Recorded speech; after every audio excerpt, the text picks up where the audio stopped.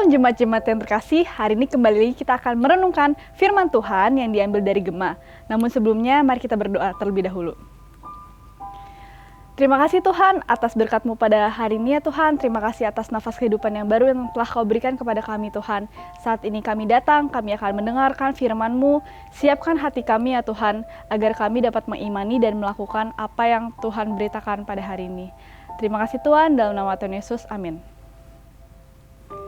Renungan hari ini berjudul Sang Guru Agung yang diambil dari kitab Matius 4 ayat 18-22. Akan saya bacakan ayatnya. Dan ketika Yesus sedang berjalan menyusur danau Galilea, ia melihat dua orang bersaudara, yaitu Simon yang disebut Petrus dan Andreas saudaranya. Mereka sedang menebarkan jala di danau, sebab mereka penjala ikan. Yesus berkata kepada mereka, "Mari, ikutlah aku, dan kamu akan kujadikan penjala manusia." Lalu mereka pun segera meninggalkan jalannya dan mengikuti dia. Dan setelah Yesus pergi dari sana, dilihatnya pula dua orang bersaudara, yaitu Yakobus anak Zebedeus dan Yohanes saudaranya.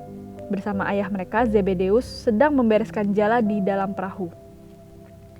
Yesus memanggil mereka, dan mereka segera meninggalkan perahu serta ayahnya, lalu mengikuti dia. Di sini diceritakan bagaimana kisah Yesus saat memilih murid-murid pertamanya, yaitu Simon Petrus, Andreas, Yakobus, dan Yohanes.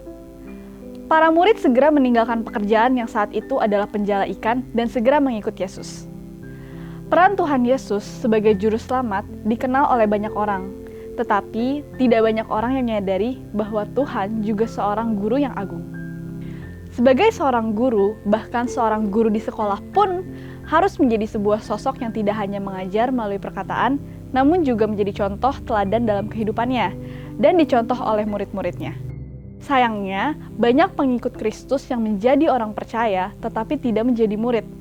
Lalu, apa perbedaannya antara orang percaya dan murid? Apakah menjadi orang percaya saja tidak cukup? Hal ini ditegaskan oleh pasal 28 ayat 19. Tuhan memberikan perintah Injil kepada 11 muridnya. Terbilang, "Karena itu pergilah, jadikanlah semua bangsa muridku, dan baptislah mereka dalam nama Bapa dan Anak dan Roh Kudus, dan ajarlah mereka melakukan segala sesuatu yang telah kuperintahkan kepadamu."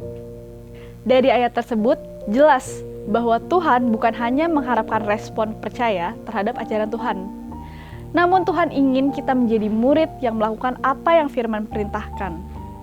Sama seperti bacaan hari ini, ketika Tuhan berkata kepada Petrus dan Andreas untuk mengikut dia karena akan dijadikan penjala manusia, lalu mereka langsung melakukannya dan mengikut dia.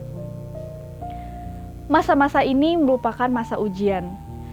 Bila kita hanya menjadi pendengar yang mempercayai Kristus, kita akan menjadi bingung saat kita sendirian, terutama ketika kita tidak ada di dalam komunitas Kristen.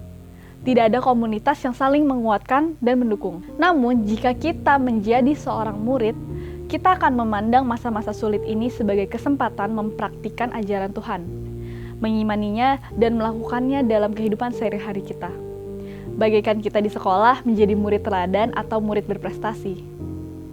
Sama seperti Tuhan yang rela turun dari surga untuk menyelamatkan manusia berdosa, maka kita juga harus meninggalkan kenyamanan duniawi, memikul salibnya, dan menerapkan ajaran Kristus yang juga Sang Guru Agung dalam dunia.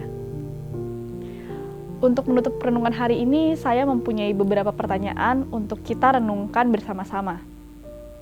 Yang pertama adalah, sudahkah kita sebagai orang Kristen tidak hanya menjadi orang percaya, namun juga menjadi murid yang sejati terhadap Tuhan?